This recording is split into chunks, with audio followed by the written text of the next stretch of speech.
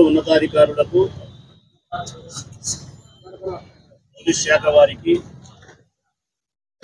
ఎన్నికల కమిషన్ ఉన్నతాధికారులకు, ఆ ప్రభుత్వంలోని పెద్దలకు ప్రధానంగా విజ్ఞప్తి చేస్తా ఉన్నాం. పొద్దుటూరు నియోజకవర్గ శాసనసభ సభ్యునిగా ఆ నియోజకవర్గంలోని వ్యాపార వర్గాల పక్షాన, సామాన్య వర్గాల దగ్గర నుంచి వ్యాపార వర్గాల వరకు అందరి ప్రజల వైపు నుంచి అభ్యర్థిస్తా ఉన్నాం. ఇది విమర్శ కాదు, అధికారులారా మా అభ్యర్థన. నేను మిమ్మల్ని విమర్శించి నా ఊరి ప్రజలకు మరింత నష్టాన్ని చేయలేదు. నా మీద కోపాన్ని వారి మీద ప్రదర్శిస్తారనే భయంతో మరింత విజ్ఞప్తి చేస్తా ఉన్నా. మీకు వినయపూర్వకంగా ప్రజా జీవనాన్ని స్తంభింపజేసే స్థితి కలుగుతూ ఉంది. దినవారి చర్యల్లో భాగంగా, రోజువారి దినచర్యలో భాగంగా ప్రజా జీవనం పూర్తిగా స్తంభింపజేసే చర్యలు చేస్తా ఉన్నారు మీరు. ఆనాడు కరోనా వచ్చి భారతదేశ వ్యాప్తంగా, ప్రపంచవ్యాప్తంగా స్తంభింపజేసి ఎక్కడికెక్కడ ఎన్ని వ్యాపారాలు, మానవుని యొక్క సంబంధాలు, జీవన విధానపరమైన అన్ని చర్యలకు పూర్తిగా స్టాప్ పడింది. మళ్ళీ కరోనా తర్వాత అటువంటి స్థాయి కనిపిస్తుంది. ఇప్పుడు అది కరోనా స్తంభింపజేస్తే ఇది ఎలక్షన్ కరోనా. ఇది ఎలక్షన్ కరోనానే. నోటిఫికేషన్ రాక మునిపే, ఎప్పుడో ఫిబ్రవరి ఆఖరులో నోటిఫికేషన్ వస్తుందని ఒకవైపు అందరూ చెప్తా ఉంటే, ఇంకా నోటిఫికేషన్ రాక మునిపే పొద్దుటూరు నియోజకవర్గంలో కానీ, వైఎస్ఆర్ జిల్లాలో కానీ, మరి రాష్ట్ర వ్యాప్తంగా ఎటువంటి పరిస్థితులు ఉన్నాయి నాకైతే తెలియదు. జిల్లా వ్యాప్తంగా అయితే ఉన్నాయి ఆ పరిస్థితులు. ఎలక్షన్ కమిషన్ ఆదేశాల మేరకు పోలీస్ శాఖ విపరీతంగా దాడులు చేస్తాందని చెప్పేదానికంటే, చెకింగ్లు చేస్తాందని చెప్పేదానికంటే, బంగారు అంగట్లోకి బంగారు కొనడానికి అంగట్లోకి వచ్చి కూర్చున్న తర్వాత సంచి ఓపెన్ చేసి డబ్బు తీసుకునే పరిస్థితి. సబ్ రిజిస్టర్ ఆఫీసులోకి రిజిస్ట్రేషన్కి పోయిన తర్వాత రిజిస్టర్ ఆఫీసులో డబ్బు తీసుకునే పరిస్థితి. శనగల మీద రైతులు లెక్క తీసుకొని పోయేదానికి కూడా భయపడే పరిస్థితి. బిడ్డ పెళ్లికి బంగారు కొనాలంటే భయం, ఇల్లు కట్టించుకునేవాడు సరుకులు కొనాలంటే భయం, రిజిస్ట్రేషన్ చేయాలంటే భయం, అప్పు కట్టాలని తీసుకొని పోవాలంటే తీసుకుపోయి అప్పు ఇచ్చేవానికి మా ఇంటికి వచ్చి అప్పు తీసుకుపోరాని వీడంటాడు, మా ఇంటికి వచ్చి నువ్వే అప్పు అంటాడు వాడు. కారణం మధ్యలో ఎక్కడ ఏ పొరపాటు జరుగుతుందో అని భయం. భయం భయం భయం భయం చేత బ్రతకాల్సిన పరిస్థితులు కనిపిస్తున్నాయి. పూర్తిగా మా జీవితాలకు, మా వ్యాపారాలకు, మా జీవన విధానానికి భంగం కలగడమే కాకుండా, నష్టం కలగడమే కాకుండా, బిక్కుబిక్కుమని భయం చేత వ్యాపార వర్గాలు ఉండాల్సిన పరిస్థితి వస్తూ ఉంది. నిన్న మొన్న రోజు బంగారంగల దగ్గర కాపు కాసి, మాటు వేసి నాడు ఎలక్షన్ కమిషన్ ఆదేశాల మేరకు ఎన్నికల ప్రక్రియ ప్రారంభం కాబోతా ఉన్న నేపథ్యంలో విధిలేని పరిస్థితుల్లో మేము పట్టుకోవాల్సి వస్తుందని చెప్పి 2 లక్షల రూపాయలు ఉంటే కూడా పట్టుకునే పరిస్థితులు ఉన్నాయి. ఎక్కడి నుంచి సామాన్యమైనటువంటి ప్రజలు కానీ, ఒక రకమైన మనుషులు కానీ, బిడ్డ పెళ్లికి బంగారు కొంటే 2-3 లక్షల రూపాయలు, 4 లక్షలు అప్పు సప్పు తెస్తాం. దానికి ఎక్కడ పిల్లలు చూపించాలా, ఎక్కడ ఆధారాలు చూపించాలా? నా బిడ్డ పెళ్లి చేసుకుంటానా, నేను పేదవాడిని, మా ఎక్క అన్న ఉంటుంది, ఆమె అడిగి 1 లక్ష రూపాయలు ఇప్పించుకుంటా, మా అన్న ఉంటాడు, ఆయన అడిగి 1 లక్షన్నర ఇప్పించుకుంటా, మా స్నేహితుడు మధును అడిగి 50,000 ఇప్పించుకుంటా, తెచ్చి బంగారం అంటూ నా బిడ్డకు ఒక 4 గాజులో ఒక చెయ్యిలో ఉన్నాం అనుకుంటే, మీరు వచ్చి ఆ డబ్బు పట్టుకుంటే నేను ఎక్కడి నుంచి లెక్కలు చూపించాలా మీకు? నేను ఆయన లక్ష ఇచ్చినాడని చెప్పాలన్నా, ఆ ఎక్కడ లక్షన్నర ఇచ్చి చెప్పాలన్నా, మా స్నేహితుడు 2 లక్షలు అప్పు ఇచ్చినాడని చెప్పాలన్నా, మళ్ళీ ఇన్కమ్ ట్యాక్స్ నా స్నేహితునికి మళ్ళీ ఒక నోటీస్ వస్తారు, చెప్పలేరు, చెప్పాలా, ఇబ్బంది.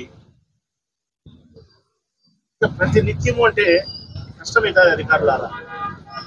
ఎక్కడైనా ఎన్నికల నోటిఫికేషన్ వచ్చిన తర్వాత ఎక్కడైనా బైపాస్ రోడ్లలో కానీ అవుటర్ రింగ్ రోడ్లో కానీ వెహికల్ పోయేటప్పుడు వెహికల్ చెకప్ చేసి ఆ వెహికల్లలో డబ్బులు ఉంటే మీరు డబ్బులు పట్టుకోవడానికి ప్రధానమైన కారణం మద్యము కానీ ధనము కానీ ఓటర్ను ప్రలోభం పెట్టడం కోసం ప్రభావితం చేసే విధంగా ఉండకూడదు అనేదే మీ ఉద్దేశం. డబ్బు ద్వారా, మద్యము ద్వారా, మరొక ప్రలోభం ద్వారా ఓటర్ను ప్రభావితం చేసే కార్యక్రమం జరగకూడదనేది ప్రజాస్వామ్యంలో ఎన్నికల కమిషన్ యొక్క ప్రధాన ఉద్దేశం. వెహికల్లో అయినా సరే, ఎక్కడైనా సరే, రాజకీయ పార్టీలకు సంబంధించిన మేము, నేను ఎమ్మెల్యే అభ్యర్థిగా పోటీ చేస్తా, నా ప్రత్యర్థి తెలుగుదేశం పార్టీ వాళ్ళు పోటీ చేస్తారు, బీజేపీ చేస్తుంది. మేము ఎక్కడైనా కోట్ల రూపాయలను తరలిస్తా ఉండి ఆ డబ్బుతో ఓటర్ను ప్రభావితం చేసే దానికోసం ప్రయత్నం చేస్తే ఆ ధనాన్ని పట్టుకోవడం అనేది ఎన్నికల కమిషన్, పోలీసుల యొక్క బాధ్యత. అది ఎక్కడైనా ఒక లెక్క. ఒక 5 లక్షల రూపాయలతో బంగారు కొనేవాడిని, ఒక 10 లక్షల రూపాయలతో రిజిస్ట్రేషన్ చేసుకునేవాడిని, ఒక 6 లక్షల రూపాయలతో ఇంటి సామాన్లు కొనేవాడిని.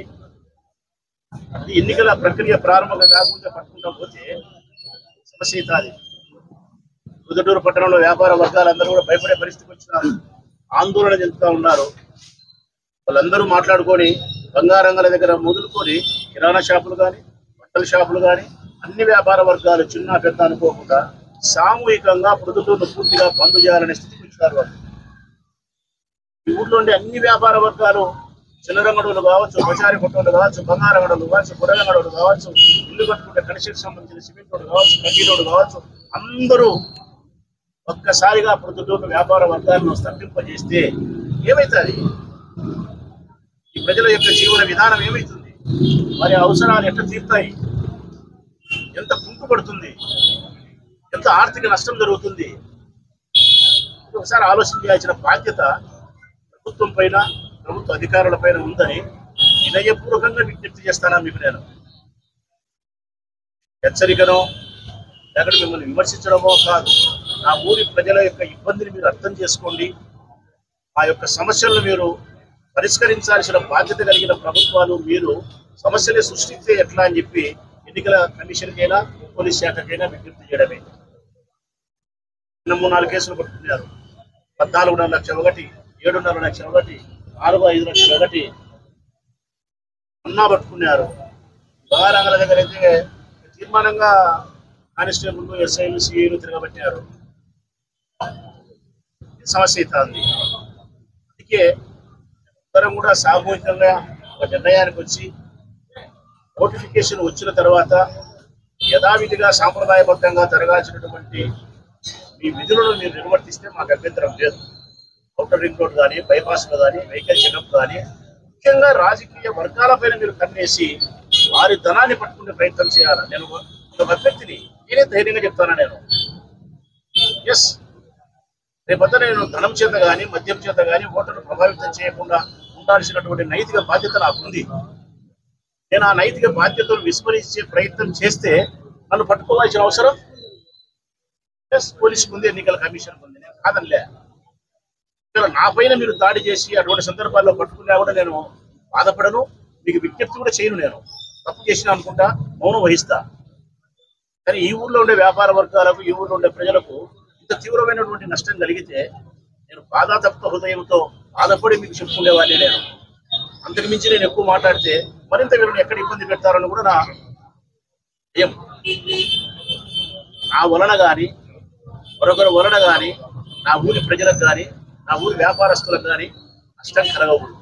మీరు ప్రత్యక్షంగా మీరు నష్టం వాళ్ళకు చేస్తే పరోక్షంగా వారి ఊరికే నష్టం చేస్తారు. బంద్ చేసి పరోక్షంగా మొత్తం ఊరికే నష్టం చేస్తారు వాళ్ళు. అన్ని వ్యాపార వర్గాలు, మీ అంగడి లేదు, ఆ అంగడి లేదు, అన్ని అంగళ్ళు మూసేస్తే మేము ఈ 2 నెలలు ఎలక్షన్ అయిపోయేంత వరకు మేము అంగళ్ళు తెరసామనే కాడికి వస్తున్నారు. అప్పుడు నేను ఎంత బంగపోవాలి వీళ్ళను? అట్లా మిమ్మల్ని బంగపోలేక, మీరు వినక, వీళ్ళు బంగపోతే మాకు నువ్వు నివారించు, మేము తెలుస్తాం, లేకపోతే వద్దు, మేము ఈ 2 నెలలు 3 నెలలు మేము వ్యాపారాలు మూసేస్తాం, మేము ప్రభుత్వానికి కట్టాల్సిన ఇన్కమ్ ట్యాక్స్ కట్టేది ఉండదు, సేల్ ట్యాక్స్ కట్టేది ఉండదు, జిఎస్టీ కట్టేది ఉండదు. మా వైపు నుంచి ప్రభుత్వానికి చెల్లించాల్సినటువంటి ఎన్ని రుసుములు మేము చెల్లించలేము, ఇబ్బంది లేదు. మాకు ఆదాయం వద్దు, మేము కట్టడం వద్దు అంటారు. అంటే ప్రభుత్వానికి నష్టం జరుగుతుంది, ఇది ప్రజా జీవనానికి నష్టం జరుగుతుంది, వ్యాపార వర్గాలకు నష్టం జరుగుతుంది, అందరికీ నష్టం చేసి మనం సాధించేది ఏమి? ఇద్దరు అభ్యర్థుల కోసమా? ఇద్దరు అభ్యర్థులు. బీజేపీలు లెక్క పంచారు, కమ్యూనిస్టులు పంచారు, ఎవరు పంచారు? పంచి తెగించి ఇద్దరే పంచాలా? ఆ ఇద్దరి కోసమా? ఆ చర్యలు కూడా గట్టిగా మీరు ఎన్నికల కమిషన్, పోలీస్, ప్రభుత్వాలు, రాజకీయ పార్టీలు నిర్ణయాలు తీసుకొని ఏ ఒక్కరు ధనాన్ని ఖర్చు పెట్టకుండా ఉండే పరిస్థితి వస్తే మొట్టమొదట స్వాగతించేది రాజమౌళి. మొట్టమొదట రాజమౌళి స్వాగతిస్తాడు. ధనం చేత కానీ, మద్యం చేత కానీ, మరే ఆశ చేత కానీ ఓటర్ను ప్రభావితం చేయకూడదు. ఆ నాయకత్వ సామర్థ్యం చేత, ఆ జెండా పరిపాలన చేత మాత్రమే ప్రజలు మాకు ఓటు వేయాలా. ఎస్, అంగీకరిస్తారు. సాంప్రదాయం అయిపోయింది. పేదోళ్ళ కోసం కూలీలు అనుకుంటున్నారు. ఎందుకు పేదవాళ్ళకు నష్టం జరగాల? దయచేసి పోలీస్ శాఖకు పొద్దుకుంటున్న వాళ్ళకు నేను విజ్ఞప్తి చేస్తా ఉన్నా. ఎస్పీ గారికి మరీ వినయపూర్వకంగా 2 చేతులకి నమస్కరించి విజ్ఞప్తి చేస్తా ఉన్నా. మా పార్టీ పెద్దలు అవినాష్ రెడ్డి గారికి తెలియజేస్తారా, మా ముఖ్యమంత్రి గారి దృష్టి కూడా తీసుకుపోతా ఉన్నా.